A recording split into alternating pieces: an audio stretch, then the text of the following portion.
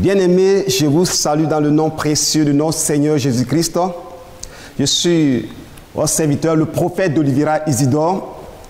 Aujourd'hui, nous allons voir un thème si intéressant, les différentes malédictions à éviter et à briser dans le sang de Jésus-Christ. Aujourd'hui, lorsque nous lisons dans la Bible, nous cherchons la plupart des bénédictions, alors que la Bible aussi parle des malédictions. C'est ce que nous allons voir aujourd'hui. Et vous savez, il y a plusieurs types de malédictions. Nous avons la malédiction qui vient de Dieu. Vous savez, Dieu lui-même maudit. Quand nous lisons la Bible, nous avons constaté que Adam et Ève, lorsqu'ils ont péché, Dieu a maudit. Il a dit que tu vas manger à la sueur de ton front. Et dès lors, même le serpent a été maudit. Le serpent avait des pattes. Mais quand Dieu a maudit le serpent a commencé à ramper et a commencé à manger également la poussière, selon la malédiction que Dieu a prononcée sur le serpent. La malédiction, c'est une chose terrible. Et les gens pensent que c'est quelque chose à négliger. Nous allons lire un verset, puisqu'il y a plusieurs malédictions dans la Bible. Nous lisons dans Deutéronome 28, Deutéronome 28 à partir de verset 23. Le ciel sur ta tête sera d'airain et la terre sous toi sera de fer. Une personne dont le ciel est fermé, tout ce qu'il fait ne réussit point. Imagine quelqu'un qui marche, quand le ciel est fermé sur ta tête, que ce soit dans le pays où tu es, dans l'endroit où tu es, le ciel est fermé sur ta tête. Tu vas dans un endroit où il n'y a pas du ciel, c'est que tu seras béni. Mais partout où tu iras, tu es maudit parce que le ciel est fermé sur ta tête. Et la Bible déclare que la terre sous toi sera de fer. Donc tout ce que tu vas planter, tout ce que tu vas entreprendre, toute entreprise que tu vas faire sur la terre, rien ne va réussir parce que ce sera dur comme le fer. Bien-aimé, la malédiction est une chose à éviter.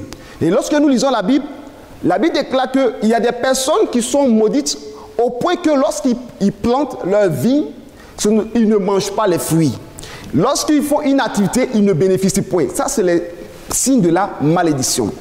Et nous allons voir quelques points de la malédiction. Je viens de dire tout à l'heure que la malédiction peut venir de Dieu. Et nous pouvons dire également que la malédiction peut venir des parents. Parce que quelqu'un là se pose la question, pourquoi dans ma vie rien ne marche? Pourquoi rien ne bouge?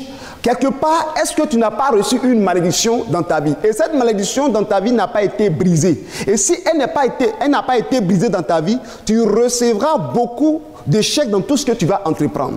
Donc, je viens de dire tout à l'heure qu'il y a la malédiction qui vient de Dieu lui-même. Donc, Dieu peut maudire, Dieu peut prononcer une sentence sur une personne. Et lorsque nous lisons la Bible, nous voyons encore le deuxième point de la malédiction qui provient des parents. Et vous lisez la Bible, vous voyez que Noé, lorsque Noé avait bu, et à un moment donné, il était découvert, c'est-à-dire sa nudité était découverte. Et son fils Cham a vu la nudité, et quand il s'est levé, il a maudit Canaan, c'est-à-dire son petit-fils, et cette malédiction s'est rattachée. Il dit qu'il soit l'esclave de ses frères et l'esclave des esclaves de ses frères. Vous voyez, une malédiction ancestrale, une malédiction qui va d'année en année, c'est-à-dire une malédiction perpétuelle. Et on a vu que cette malédiction a eu de l'effet sur eux. Voilà une autre malédiction. Donc, vous voyez, aujourd'hui, les parents peuvent maudire leurs enfants dans la colère. C'est pourquoi nous devons faire très attention. Tu vois ton enfant dans une colère, étant le père, tu ne dois pas prononcer une parole de malédiction sur ton enfant, en disant à ton enfant que toi, tu ne vas pas réussir. Toi, tu es bête. Toi, tu es fou. Et toutes ces paroles que nous libérons sur nos enfants, étant des pères, ces paroles ont des impacts négatifs sur la vie de nos enfants. Et les démons se servent de ces paroles-là pour détruire nos enfants. Tu vas dire à ton enfant, mais tu es nul, tu ne vaux rien. L'enfant va aller à l'école, ne va pas s'en sortir. Parce que toi-même, tu as libéré une parole négative sur ton fils. Et la Bible déclare qu'au commencement était la parole était avec Dieu et la parole est Dieu. Et la parole est esprit et vie. Donc si tu prononces une parole de malédiction, la parole va se transformer et cette parole va agir sur la vie d'une personne. Nous avons vu ces genres de malédictions dans la vie des familles où des personnes ont été maudites et le père a dit, toi, tu ne vas jamais réussir. Et j'ai entendu un témoignage où une mère, dans sa bouche, rien que des malédictions. Et lorsqu'elle est en colère, elle se déshabille, elle monte ses seins au ciel pour déclarer des paroles sur son enfant. Et je vous assure que cet enfant dont elle a prononcé ces malédictions, l'enfant est mort, l'enfant est décédé. Après, et d'autres aussi qui recevaient chaque fois des malédictions de sa mère, l'enfant n'arrive pas à se marier, l'enfant est devenu vagabond. Donc, Dieu a mis en nous la parole. La parole qui sort de nos bouches, la parole peut donner la vie, la parole peut donner la mort. Nous lisons encore un autre passage qui dit que la malédiction selon les hommes, les malédictions selon les hommes. Vous voyez, il y a des hommes méchants qui peuvent maudire. Dans 1 Samuel chapitre 17, verset 43, Goliath qui est allé contre les enfants d'Israël parce qu'il était grand de taille. Goliath, selon les calculs, Goliath peut mesurer près de 6 mètres et il était gros en forme et il terrorisait le peuple d'Israël. Et à un moment donné, le peuple d'Israël ne savait plus quoi faire. Mais qu'est-ce qu'il va faire? Il maudissait. Il maudissait jusqu'au le Dieu d'Israël. Il dit, votre Dieu là, c'est un chien. Un Dieu là, il est bâtard. Et il ne peut rien contre nous. Et nous sommes vainqueurs. Et le peuple d'Israël avait peur. Mais qu'est-ce qui va se passer? David est venu en face de Goliath. Et David a lancé défi à Goliath en disant à Goliath que Goliath, je vais te tuer et je vais couper ta tête et ton cadavre sera livré aux oiseaux du ciel, aux oiseaux des champs. Vous comprenez? La parole que David a libérée avant d'aller dans le champ de combat a donné la victoire. Et David a donné la victoire avant de combattre. C'est-à-dire pour dire que sa parole a eu un impact positif. Donc la parole que nous libérons a un impact. Donc Goliath maudissait. Il dit, tu es qui pour maudire Dieu? Donc David a détourné sa malédiction et David a déclaré contre lui ses malédictions et Goliath est tombé dans le champ de bataille. Donc quand on parle de la malédiction qui provient je viens de dire d'abord la malédiction de Dieu, la malédiction qui provient des parents, et nous sommes sur la malédiction qui provient des hommes méchants. Vous allez remarquer que dans la vie comme ça, vous pouvez trouver des marabouts, des charlatans, des personnes de mauvaises intentions qu'en passant comme ça, ils ne font que déclarer sur ta vie des malédictions. En disant que toi, tu ne vas jamais réussir. Et même, ils vont aller prendre même la plante de tes pieds, le sable. Ils vont couper un morceau de ton habit, de ton pain, un tissu, et ils vont proclamer des malédictions sur toi. Vous comprenez? Et tout cela peut agir dans la vie d'une personne. Mais ne vous en faites pas. Parce que nous avons une solution. La solution, c'est Jésus-Christ de Nazareth. Parce que le sang de Jésus-Christ annule toute malédiction. Alléluia. Il les a crucifiés à la croix et les a livrés publiquement en spectacle. La malédiction des proches. Vous savez, il y a aussi la malédiction des proches. Il y a des personnes, vous êtes ensemble, vous travaillez ensemble, vous êtes des amis, des collègues. Et il peut arriver à un moment que tu peux dire quelque chose, ça ne va pas plaire à l'autre. Et vous êtes dans le même service et lui, il ne fait que te maudire. Il ne fait que déclarer des choses contre toi. Et il y a des personnes qui sont parties faire des rapports et la personne a été licenciée, ne travaille plus. Et imaginez la personne qui ne travaille plus. Il sait bien que c'est toi qui as fait les rapports qui ne travaillent plus. Et la rentrée arrive, il n'a pas les moyens de payer la scolarité des enfants. Encore une fois, il y a le loyer, il n'arrive pas à payer le loyer, il n'arrive pas à s'en sortir même pour manger, il a des problèmes avec sa femme, ses enfants, et la femme enceinte, il n'y a rien. Mais toutefois qu'il va se rappeler qu'autrefois il avait un salaire et qu'il payait sa maison, il payait le corps de ses enfants et il était à l'aise et aujourd'hui il marche à pied, maintenant il n'a plus de véhicule et qui reconnaît que c'est quelqu'un qui a été à la base. C'est un ami, un collègue qui a été à la base. Cette personne, chaque fois qu'il va marcher, il ne fait que te maudire. Il dit, il va te maudire. De la manière que tu as fait, je souffre comme ça. Que toi aussi tu souffres de la même manière. Que tu sois malheureux. Parce qu'aujourd'hui, ma femme ne mange pas, mes enfants pleurent. Que tu sois malheureux. Donc la malédiction vient de partout. Donc, tu ne sais pas pourquoi tu travailles des moments difficiles. Tu ne sais pas pourquoi ton entreprise ne prospère pas. Tu ne sais pas pourquoi ton ministère est bloqué. Tu ne sais pas qu'est-ce qui se passe autour de toi. Et puis depuis un moment donné, rien ne bouge dans ta vie. Pose-toi la question, à partir de ce message, de cet enseignement-là, il faut sonder les Écritures pour voir est-ce pas une malédiction sur ma vie qui fait qu'aujourd'hui, rien ne bouge dans ma vie. Alléluia. Bien aimé, nous allons continuer encore. Il y a des malédictions sexuelles. Alléluia. La malédiction sexuelle, la Bible en parle dans Deutéronome 27, versets 20 et 22. Vous voyez, il y a des personnes qui vont aller jusqu'à coucher avec la femme de leur père. D'autres même aller coucher avec leur propre fils. Ou d'autres mères couchent avec leur fils et d'autres encore couchent avec leur soeur. Vous voyez? Et la Bible déclare que ceux qui commettent de tels actes sont sous la malédiction. Alléluia. Sont sous la malédiction. Donc, revois ta vie. Est-ce que dans ton passé, est-ce que tu n'as pas eu des relations sexuelles que la Bible appelle l'inceste? Est-ce que tu n'as pas eu des relations sexuelles avec une soeur, une cousine, un parent proche, ta soeur, ta petite soeur, ton frère? Et cela fait de toi quelqu'un qui est dans une prison. Parce que le diable cherche le péché dans notre vie pour nous accuser devant Dieu. Donc quand Satan sait que tu as commis l'inceste, Satan va prendre cela pour aller te condamner, pour dire que tu mérites. Parce que la Bible déclare que le salaire du péché, c'est la mort. Alléluia. Donc si tu as commis l'inceste, Satan a le plein droit sur toi de te condamner. Donc bien aimé, tu dois réfléchir et te repentir. Amen. La malédiction sexuelle, je veux parler également de l'adultère. Comment tu peux comprendre que toi tu es marié et puis tu vas aller chercher, tu es une femme, tu vas chercher un autre homme hors du foyer. Tu vas, un monsieur aussi aller chez une autre femme et tu le fais dans le secret. C'est une malédiction parce que la Bible en parle. Que ceux-là même qui commettent l'adultère sont sous la malédiction de Dieu. Alléluia. Vous devez comprendre. Peut-être tu peux dire que non, j'ai commis l'adultère, je fais ceci, je fais cela, mais l'adultère marche. Mais n'oublie pas, le diable a plusieurs stratégies. Première stratégie, c'est de te cribler, de te condamner, de te créer des problèmes sérieux sur la terre. Et deuxième fois, s'il veut encore le pire, il va te laisser, tu vas prospérer, tout va bien. Dis, mais le gars, il commet l'adultère, il commet l'impudicité, les actes immoraux, il avance, ça prospère chez lui et tu ne sais pas.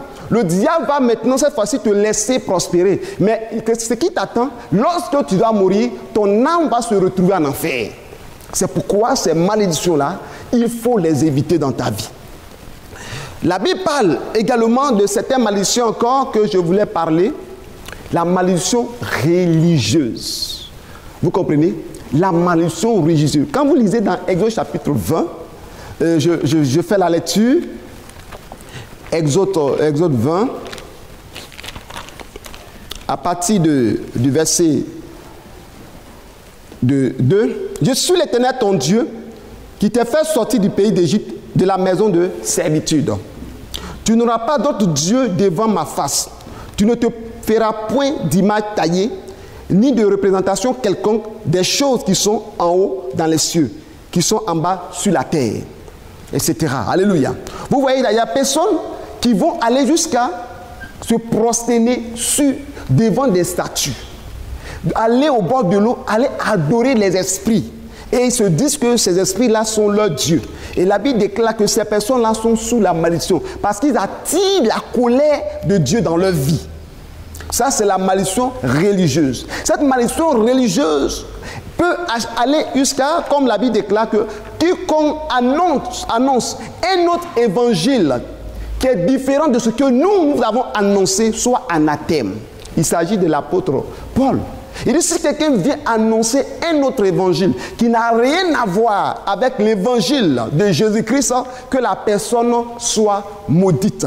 Aujourd'hui, on ne pense pas que la malédiction est partout. Et quand tu vas dire à quelqu'un, oh, Jésus-Christ a pris notre souffrance à la croix. Jésus-Christ nous a racheté du péché. Vous comprenez? Il nous a racheté du péché, mais tu peux retomber encore dans le péché par tes propres actes. C'est pourquoi je veux dire à quelqu'un que la malédiction, il faudrait que nous ne commettions pas des actes pour que le diable nous condamne, pour que le diable nous maudisse. Vous lisez dans la Bible, vous allez découvrir ces malédictions religieuses. La Bible déclare que dans Deutéronome 27, je vais lire ça rapidement pour quelqu'un qui nous suit. Deutéronome 27, verset 15. Voilà. Deutéronome 27, verset 15, je fais la lecture. Maudit soit l'homme qui fait une image taillée et une image en métal fondu, abomination de l'Éternel, œuvre des mains d'un artisan, et qui la place dans un lieu secret, et tout le peuple répondra et dira Amen. C'est clair. La Bible dit, maudit soit celui qui fait une image taillée. Il y a des personnes qui font des images taillées en pierre, des images taillées en bronze, des images taillées en bois. Et ces personnes utilisent ces images taillées comme des dieux. Alors que la Bible déclare que quiconque fait cela est sous la malédiction. Donc cela sous-entend qu'on parle de la malédiction religieuse. Comment être dans la maison de Dieu et recevoir la malédiction? Comment en adorant Dieu on reçoit la malédiction?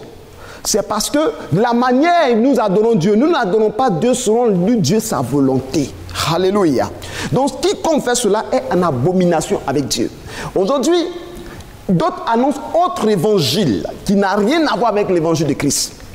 Mais sur ces évangiles-là, ils peuvent recevoir des malédictions sans le savoir.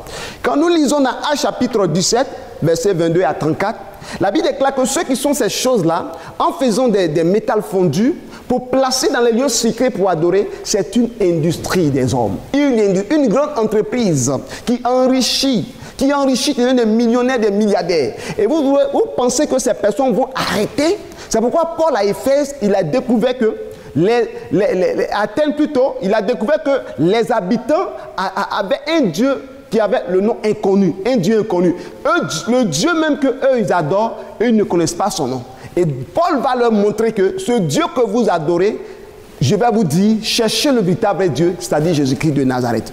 Et c'est à partir de là que les Athéniens ont compris que la malédiction, ce qu'ils faisaient est une malédiction. Et ils se sont convertis. Nous allons parler encore d'une autre malédiction. La malédiction des hommes de Dieu. Amen. La malédiction, c'est-à-dire la malédiction qui provient des hommes de Dieu. Regardez, tu peux être avec un homme de Dieu et recevoir la bénédiction ou la malédiction. Quand vous lisez la Bible, vous allez constater que Élisée était auprès d'Élie. Et Élisée a persévéré. Élisée était obéissant. La Bible même déclare que Élisée était celui qui mettait l'eau sur la main d'Élie. Élisée, lorsque Élie devait prier, où la pluie était, il avait arrêté la pluie par sa prophétie pendant 3 ans et demi. Au moment qu'il priait, c'est Élie qui faisait les va-et-vient. Et pardon, Élisée qui partait, il revenait jusqu'à ce qu'ils disent que je vois maintenant un petit nuage comme la paume d'un homme. C'est-à-dire, ça montre que cet enfant est obéissant et respectueux. Il était auprès d'Élie et avant que Élie ne parte au ciel, il a reçu la double portion d'Élie, la double puissance d'Élie. Cet homme-là a été béni. Mais quant à Géasi qui était auprès d'Élisée, Géasi suivait Élisée, mais il avait des intentions méchantes, des intentions envieuses. Et qu'est-ce qui va se passer? Naaman est venu et Naaman était guéri. Naaman voulait faire des offrandes à Élisée. Élisée dit non, va avec tes offrandes. Mais Géasi a poursuivi les offrandes, les présents de Naaman. Et lorsqu'il est parti mentir en disant que, écoutez, il y a des prophètes qui sont arrivés. Élisée m'a envoyé pour venir chercher les présents. Et il a pris les présents, l'argent, les habits et il est revenu. Lorsqu'il est revenu devant Élisée, Élisée lui a posé la question. Géasi, d'où viens-tu? Et il dit, mais j'étais là, j'étais dans la maison. Il dit, mon esprit n'était pas absent lorsque tu as quitté ta maison pour suivre Naaman. Et la malédiction de Naaman, la lèpre de Naaman va s'attacher à toi. Et lorsque il a prononcé cette parole, la malédiction s'est attachée sur la vie de Géasi. C'est-à-dire le ministère de Géasi s'est arrêté là. Parce qu'en Israël, lorsque quelqu'un veut servir Dieu, il ne doit pas avoir un défaut corporel. Donc lui, il était déjà disqualifié du ministère. Quand je parle à un serviteur de Dieu, je parle à un servant de Dieu, tu es dans un ministère, tu es avec un homme de Dieu, un servant de Dieu, tu travailles avec lui, il faut faire attention. Parce que les actes que tu poses en toi, en détruisant l'œuvre, en amenant cet infidèle chez toi, en prenant la dîme dans le secret, en faisant ministère dans ministère, tu peux recevoir une malédiction. Je pense que tu dois être patient, attendre le moment. C'est pourquoi Élisée lui a dit, est-ce le temps de prendre les bœufs, des serviteurs, des champs, de l'argent? Vous voyez, Élisée veut lui dire d'être patient parce qu'il n'a pas été patient, il était pressé. Ne courez pas derrière la bénédiction, ne courez pas derrière plutôt le matériel. Cet homme a couru, il a couru parce que la Bible déclare qu'il a couru derrière Naaman pour le rattraper. Donc, quand tu cours derrière le matériel, finalement, tu risques de tomber dans la malédiction de Dieu. Dis à quelqu'un, sois patient, persévère, parce que Dieu a un temps pour tout un chacun de nous. Que le Seigneur nous bénisse et qu'il nous garde. Vous voyez la malédiction provenant des hommes de Dieu. Il y avait un homme de Dieu dans la Bible, l'apôtre Paul, il faisait le ministère et voici que Élimas s'est opposé. La Bible nous dit que Paul a dit tu ne verras plus le soleil pour un temps. Au même instant qu'il a prononcé, l'obscurité des ténèbres est tombée sur sa vie. Vous comprenez? Donc la malédiction est réelle. Il faudrait que nous évitons toutes ces malédictions dans nos vies. Je voudrais parler encore d'une autre malédiction, la malédiction des démons. Vous comprenez? Les démons maudissent. Quand les démons viennent dans un endroit, ils ne font que maudire, parce qu'eux-mêmes sont déjà maudits. Et dans une assemblée, il peut arriver des personnes possédées qui peuvent même donner des paroles de connaissance ou des prophéties, des paroles en langue, mais ce n'est que des malédictions que les démons lancent au peuple. Donc, tout enfant de Dieu doit demander le Saint-Esprit dans sa vie afin d'être conduit par l'Esprit de Dieu. Parce qu'un démon peut utiliser qui que ce soit. Parce que la Bible déclare que lorsque Judas était auprès de Jésus-Christ, le diable a regardé parmi tous ces apôtres-là et il a choisi Judas. Et à un moment donné, Jésus a dit une parole qui m'a beaucoup frappé. Il dit, ce n'est pas moi qui vous ai choisi, vous tous. Parmi vous, il y a un qui est un démon. Il n'a pas dit qu'un est possédé, mais il y a un démon. C'est-à-dire que Judas a laissé son cœur, son esprit posséder, Satan même posséder en lui, le conduire, le guider. Donc vous comprenez que les démons peuvent amener la malédiction sur la vie d'une personne. Et quand nous avons vu la fin de Judas, Judas est parti se pendre et il est mort. Les démons dans un endroit, ça d'apporter la malédiction, d'apporter les fausses prophéties. Je veux dire qu'une personne, dans la vie d'une personne, lorsqu'on te libère une fausse prophétie, une prophétie peut détruire ta vie. Parce que la prophétie qui ne vient pas de Dieu peut venir d'un homme, peut venir d'un démon. Et cette prophétie peut te détruire. Je vais parler, pour terminer, je vais parler de la malédiction du couple. Dans le foyer, vous allez constater que monsieur et madame, souvent quand ils sont en palabre, ils se maudissent. Toi, tu ne vas jamais réussir. Toi, tu vas souffrir. La femme dit à son mari, tu vas souffrir. Tu vas passer des moments difficiles. Malheureusement, le monsieur aussi va passer des moments difficiles parce qu'il a reçu des malédictions de la part de sa femme. Et d'autres hommes vont aller plus loin en disant que toi, tellement tu me fais souffrir, toi, tu me fatigues dans le foyer, quand tu vas accoucher, tu vas mourir. Et il y a des personnes qui ont libéré ces paroles-là, à l'accouchement, la femme est décédée. Donc je dis à quelqu'un, à un homme, à un monsieur, à un couple, arrêtez de prononcer des malédictions sur vous, prononcez des bonnes paroles, prononcez des paroles de bénédiction sur vous, sur vos enfants, sur vos maris, sur votre ministère, sur ceux qui sont autour de vous. Prononcez des bonnes paroles et la grâce et la faveur de Dieu sera sur vous. Pour terminer, je lis Deutéronome 23, à partir du verset 5. Il est écrit que la malédiction sera transformée en bénédiction. Parce que Balaam, ce religieux-là, a maudit les enfants d'Israël. C'est pourquoi je dis à quelqu'un qui m'entend, toute malédiction qui a été prononcée sur ta vie se transforme en bénédiction au nom de Jésus-Christ. Que ce soit la bénédiction des démons, la bénédiction des hommes, la bénédiction des esprits, de toutes sortes de malédictions ancestrales des parents, que toutes ces malédictions se transforment en bénédiction. Selon Deutéronome chapitre 25, verset 5. Car Christ a pris nos souffrances à la croix et les a crucifiés et les a livrés publiquement en spectacle. Quand il est mort, il est mort avec la malédiction et il est ressuscité avec la bénédiction. Donc mon frère, ma soeur, toi qui m'entends, sois béni au nom de Jésus. Que tout ce que tu vas entreprendre prospère. Si tu as été maudit par la sainteté, que le Seigneur fasse que tu fasses des enfants au nom de Jésus. Si tu ne fais pas, tu ne travailles pas. Cette malédiction qui fait que tu ne travailles pas, je prophétise. En tant que prophète, selon 2 Chroniques chapitre 20, verset 20, il est écrit, confiez-vous à l'Éternel, votre Dieu, et vous serez affermis. Confiez-vous à ses prophètes et vous réussirez. Sur la base de cette parole, je prophétise que tu ne seras plus jamais stérile au nom de Jésus. Mets ta main sur ton ventre, mets ta main sur ta tête et je déclare que Dieu te bénit. Dieu t'ouvre les portes et que la faveur de Dieu repose sur toi. Shalom, shalom. À la semaine prochaine. Que Dieu vous bénisse. C'était votre serviteur, prophète de l'Ibra Isidore. Shalom.